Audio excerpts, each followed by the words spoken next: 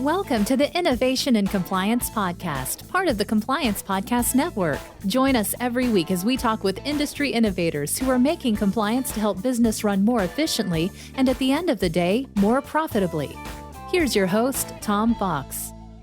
Hello, everyone. This is Tom Fox back for another episode. And today I have with me Lauren Sparks. Lauren has not only one of the most interesting stories, but she has one of the most interesting business ventures going. And I've wanted to have her on the pod for quite some time, and I've finally been able to schedule it with her. So Lauren, with that incredibly long-winded introduction, first of all, welcome, and thank you so much for taking the time to visit with me today. Well, thanks for having me, Tom. I guess we've known each other a while now from the compliance circle, so it's nice to be talking about this in a compliance circle. Indeed. So Lauren, we did meet because of your work in financial services, financial industry, anti-money laundering, ACAMs, and a wide variety of other compliance-related areas. But I was wondering if you could tell our listeners a little bit about your professional background. Sure.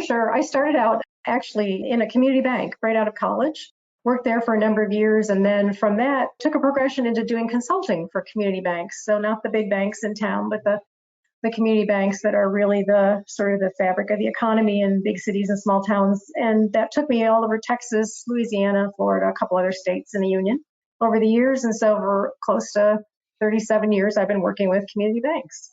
Through that journey, ended up founding mother of the Houston ACAMs group. So that's how we met, or how we met most recently anyway. And whether it was money laundering or other types of regulatory compliance or risk management in community banks, that's what I've been up to for quite a while. Yeah, that changed a little bit recently, or perhaps not so recently, because you came up with one of the most exciting ideas I've heard of in the banking/financial services industry in quite some time, and it's Agility Bank. So could we start with where did this idea come from, and why at this point in time did you and your co-founders decide to start it? Well, I was just saying how much I've been in community banks my whole career. And most of the time I've been the only woman in the boardroom, dealing with risk, dealing with C-suite type issues, dealing with executive management decisions. And I noticed that.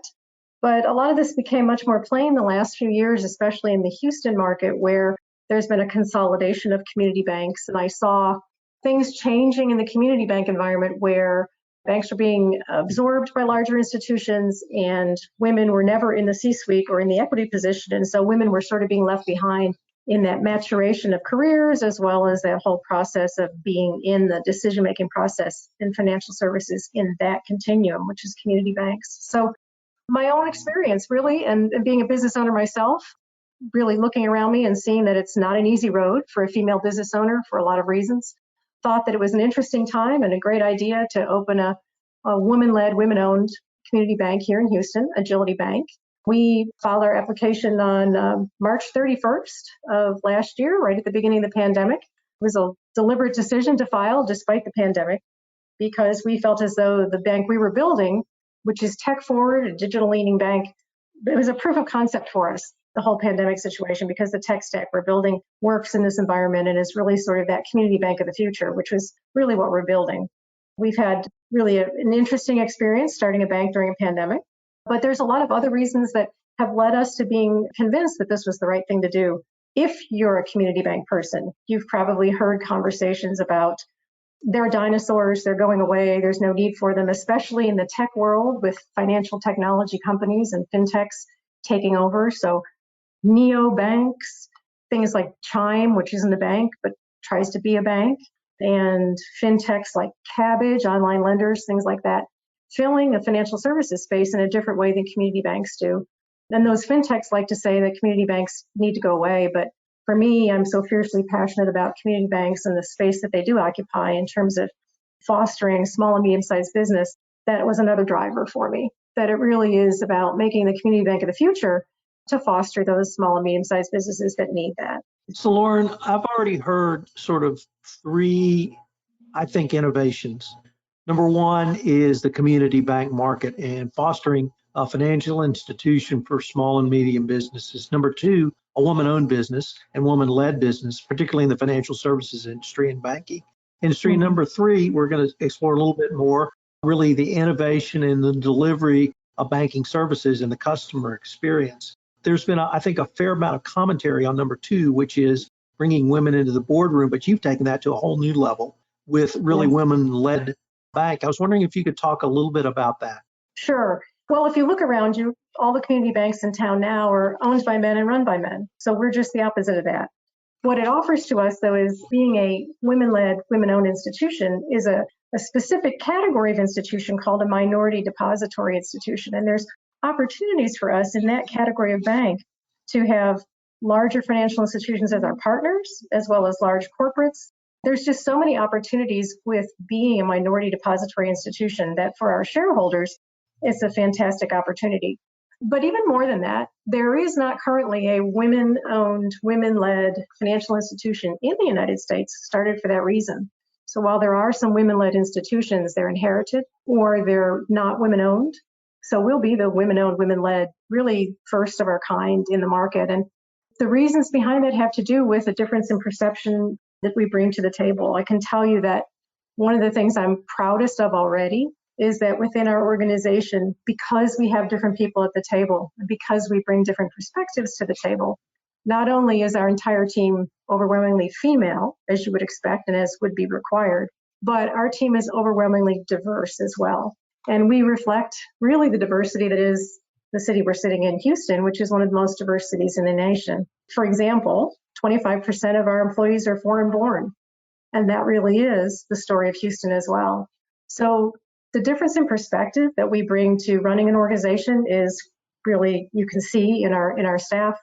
And there's lots of metrics around women and the level of success that they bring to a corporation, whether they're on the board or they're in executive leadership. And specifically in banks themselves, there's actually a Fed study that shows that banks that have women in the boardroom have better compliance, imagine that, better risk management, and better financial results across the board.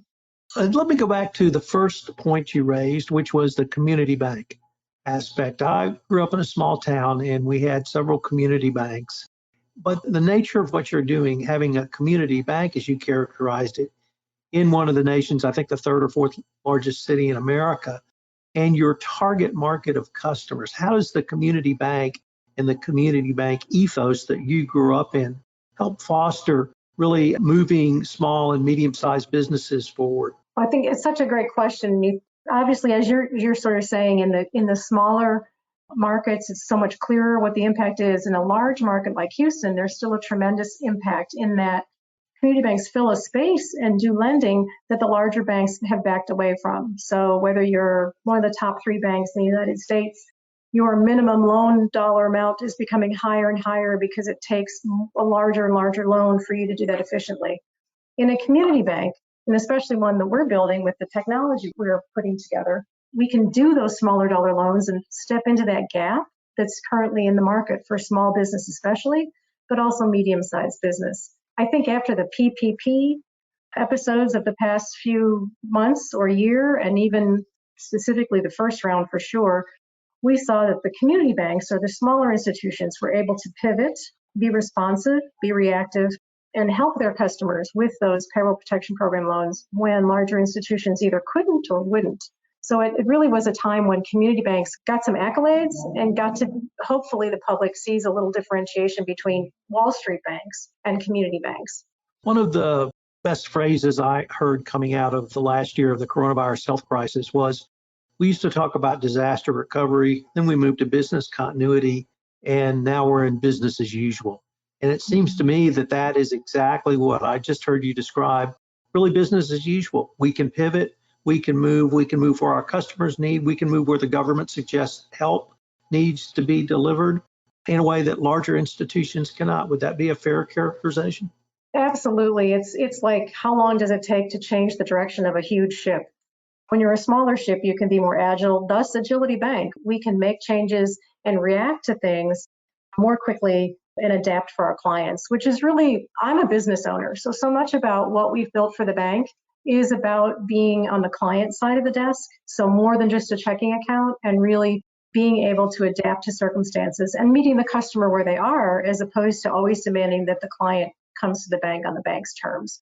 So we still have rules to follow. We still have to run our bank according to the rules and regulations and be compliant. But our approach has been, since day one, to really take the perspective of being a business bank, because our role is to be a community bank that's a commercial focus, not a consumer bank focus.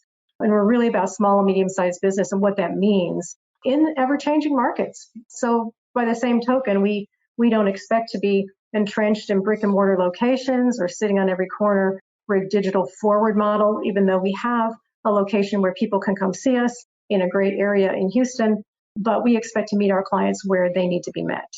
Now let me turn to the third thing that I heard you talk about, and frankly is one of the most exciting things that I think Agility Bank brings, which is your innovative use of technology. And this is not back of the house, simply back of the house technology, or complying with laws as you've done in your entire career, but really a new customer experience, or at least a different customer experience.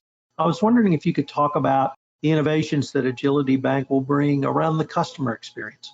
Yes, that's really been a big focus. Again, as a business owner, I've always been frustrated by why do I have to spend an hour each way in traffic going to the bank to sign a piece of paper? I have not understood that for the past several years when we all know that the technology exists for a different client experience.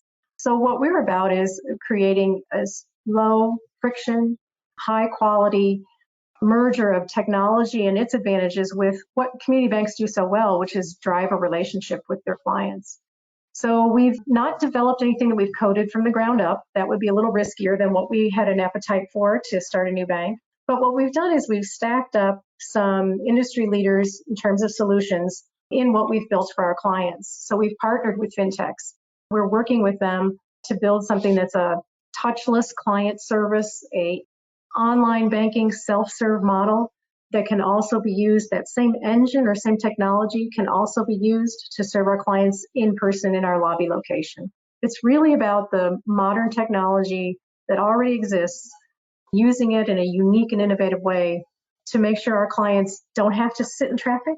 We can go to them to close a loan or take a loan application if they don't want to self-serve, which many of our younger clients like to self-serve. We can touch a button and have a FaceTime-like experience with our clients to talk about whatever's going on with them or whatever they need help with behind the firewall of the bank, as well as offering them all kinds of products and services that we think create a better relationship and that have a better understanding of what a small business owner especially faces when they're running their business. So we're not a consumer bank. I think if you've seen some consumer experiences yourself, or have you ever opened an account online for yourself, Tom? I have. You have. And if it's a consumer account, it takes a matter of minutes, right? And it's usually pretty easy. And what we're doing is just replicating a similar experience for a commercial client. I would add it's not as easy when it's a commercial account. No, it's much more difficult when it's a commercial account, but we've tried to put the state-of-the-art partners to work for us and with us so that we can make that as easy as possible. I do think that some of our additional add-ons for the small business customer, especially with an accounting software that's through the bank that automates accounts receivable, speeds up the receivable time, which increases cash flow, which is king when you're a small business owner. I know this myself, as well as the different ways of serving our clients, as I mentioned, with the FaceTime-like experience and chat, if you want that type of experience. We even have digital touchless lockers so that if we have to give something physically to you or you have to give us something physically, you can come 24/7 to the vestibule with your QR code and we can do a physical transfer between that locker, and you don't have to do it when the lobby's open. You can do it on your timeline, not ours. So many things like that where we really try to build into our process that we're the business owner's approach. And when we did some internal culture work and team building, we realized most of us are entrepreneurs. So our perspective is very different about what a bank should be. One other thing that was really neat that we're doing, and you had mentioned earlier about business as usual. Still, as a business owner, business resiliency is a big deal. So one of the things we're providing is some tools for our business owners for business resiliency. So that next time there's a freeze and you can't get to your office, or there's a weather event and you can't get into your paper records, we're creating some digital safe deposit type storage tools for our clients so they have a business resiliency opportunity through their bank with their trusted partner, Agility Bank. Lauren, let me maybe turn a little bit into the future and ask you if you see what you and your team at Agility Bank are doing as really where banking will be in 2025 or even beyond. I absolutely believe wholeheartedly that that's where we are, is posturing for the future. And one of the reasons we're not building or growing this brand or this bank through brick and mortar, but and have a different sense of what it takes to be available to our clients, which is digital, is because we need to always be prepared to spend our money on new technology we need for our clients. So a bank that's positioning for that ecosystem of the future is the bank of the future. The ecosystem we have in financial services today is very interesting. It's a mix of the old traditional. We hear and read a lot about digital assets and cryptocurrency and blockchain technology and all these things, which definitely have had an impact and will continue to have an impact. When you're a digital forward bank and you're positioning for the future, you're looking at that ecosystem and you're going to fit into that ecosystem, however that is required through the regulatory requirements. And certainly as a new bank, we're not the innovator out there on the bleeding edge, but we expect to be in that ecosystem to be competitive for our clients. So I think there's so much happening in the next 5 to 10 years, and we're just excited to be a part of what all that looks like. For me, the really fun part is, how do you do all these really neat, cool things and still be in compliance? And that's what keeps me busy these days. Well, Lauren, unfortunately, we are near the end of our time for this episode, but I was wondering if our listeners wanted any more information on any of the topics we've talked about today and Agility Bank. Where can they go? Well, there's always our website. Isn't that the best answer? www.agilitybanking.com. You can see my phone number and email address are on the website, as of lots of information about the bank and what we're up to. We have gone through all of our regulatory milestones except the final one, which is capitalizing the bank to open in hopefully the next 30 to 60 days. So we're knee deep in that capital raise effort, and so excited to be bringing a brand new type of bank with a brand new type of community bank ecosystem, as well as community bank culture to the market, is really this summer. We're very excited about it. So I welcome anyone to call me, email me, and I'd love to talk more about it. It's one of the most exciting things I've ever done in my life. Well, Lauren, I can't tell you how excited I am for you. I know this has been a great and roller coaster journey, but I'm so happy you're close to where you are now. And I'm really excited about all of the 3 major topics we talked about today. And I hope that after you open, I might be able to call upon you in the future to see how things are going. Oh, absolutely. And thanks a bunch, Tom. I really can't thank you enough for chatting with me today. It's something I love to do and have always enjoyed your podcast as well because of your sense of humor you bring to the table. So thank you. If you want to stay up to date on the latest innovations in compliance and help your business run more efficiently, subscribe to this podcast and help spread the word by leaving a review.